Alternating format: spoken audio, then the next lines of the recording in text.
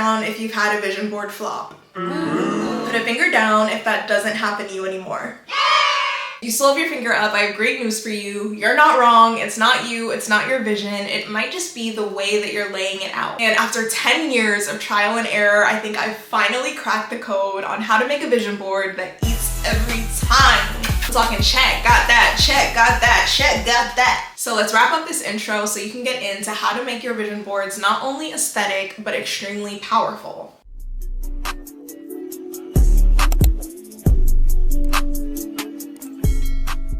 Normally where I put the YouTube stuff, but you see who I am, you know what to do if you like this video. Let's get into it. So I think the first reason that my vision boards flopped is because I had conflicting images on them. And images can be conflicting in one of two ways. I think the most important of these is the emotional. Now let's say you have something in your mind like travel, and you look up travel pins on Pinterest and you're seeing these nice luxury places. Maybe you see like a tree house in Bali, but you hate mosquitoes, you don't like the forest, and you would never stay anywhere without plumbing. So why would you put that on your board if that's not something you actually want to do? As I was preparing for this video, I went back and looked at some old vision boards, and I noticed one from 2021, I think, where I really wanted to bring in friendships and a community, and all the pictures that I had of it were girls on nights out or having glasses of wine or like cheersing. And I think that's because what was really popular at the time. But for me, I barely drank, and I actually would avoid going out to drinks with coworkers or going to a nightclub. I want to clarify that it wasn't for ethical reasons. I was just working out a lot and didn't want to mess up my progress. Now, the second way that images can be conflicting is the literal way, which I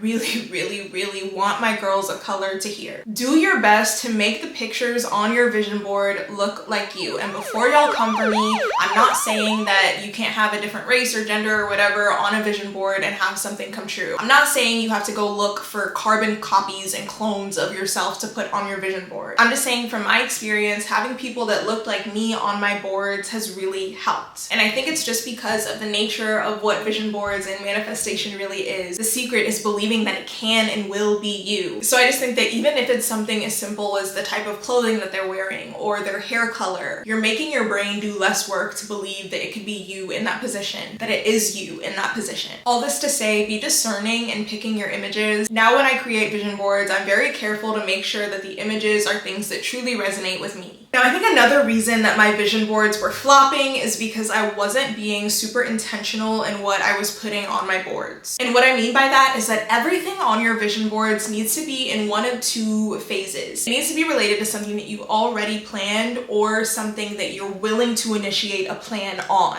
And I know I'm sounding strict here, but don't worry, there's still room for whimsy and magic and dreaming big. You just want to make sure that you're dreaming big in a way that's authentic to your journey. A big way this has showed up for me is when it comes to wealth. Wealth is something that's always been a part of my vision boards in one way or another. And when I was looking back at old boards, I noticed that when I first started, I had so many like aesthetic pictures of money that were like fans of money or the money spreads. And looking back, where was I gonna get that money? I was working at Universal Studios. Why would I be rolling around with $1,000 in cash? So now when I'm incorporating money into my vision boards, I use statements with certain amounts from my bank because that is a truer representation of what that money would look like for me. And I think it's really important here again to be authentic to you and your journey. If you are doing a bank statement, you might find online images of these crazy amounts, like millions. But are you really there right now? And I know that sounds counterintuitive because the whole purpose of a vision board is to think about a future state.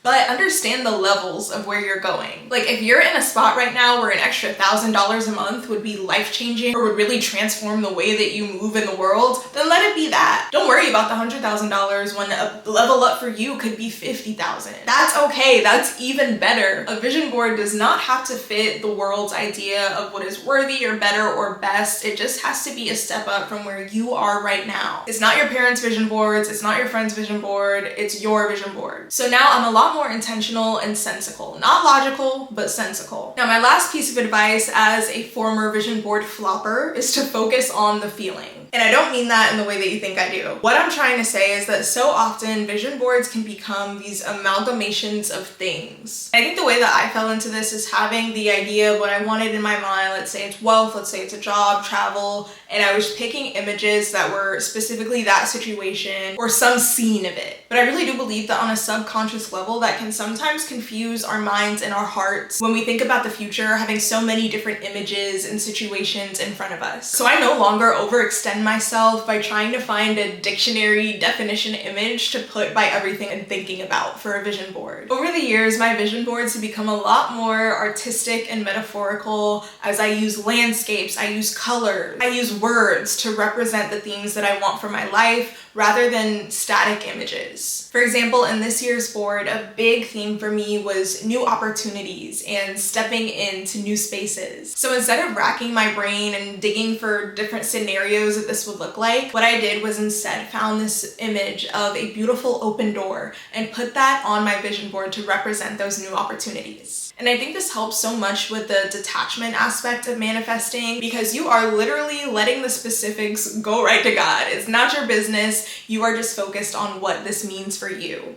And I need to wrap it up. Thank you so much for tuning in with me. If you want to bring your vision board to life but need help with that planning aspect of it, then check out the video that I did on goal setting for 2025. I break down how to set goals that stick for when you're in that planning phase. I'll see you there. Bye.